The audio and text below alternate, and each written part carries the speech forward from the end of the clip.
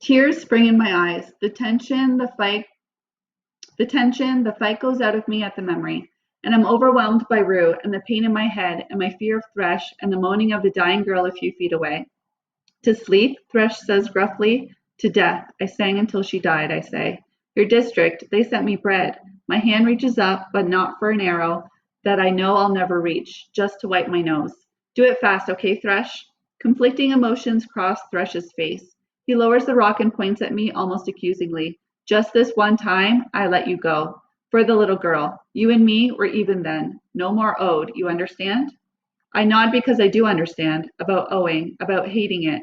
I understand that if Thresh wins, he'll have to go back and face a district that has already broken all the rules to thank me, and he is breaking the rules to thank me too.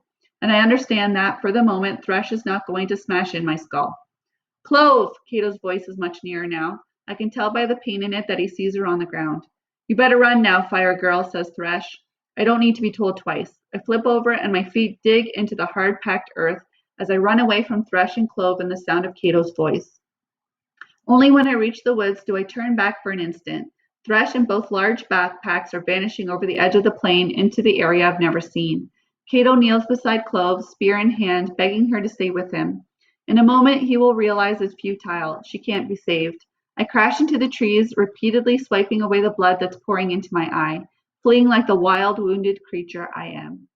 After a few minutes, I hear the cannon and I know that Clove has died, that Cato will be on one of our trails, either Thresh's or mine.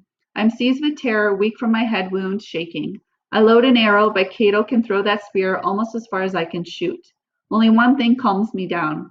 Thresh has Cato's backpack containing the thing he needs desperately. If I had to bet, Cato headed out after Thresh, not me. Still, I don't slow down when I reach the water.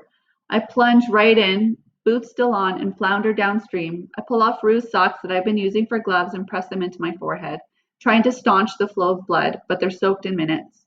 Somehow I make it back to the cave. I squeeze through the rocks. In the dappled light, I pull the little orange backpack from my arm, cut open the clasp, and dump the contents on the ground. One slim box containing one hypodermic needle. Without hesitating, I jam the needle into Peta's arm and slowly press down on the plunger. My hands go to my head and then drop to my lap, slick with blood. The last thing I remember is an exquisitely beautiful green and silver moth landing on the curve of my wrist.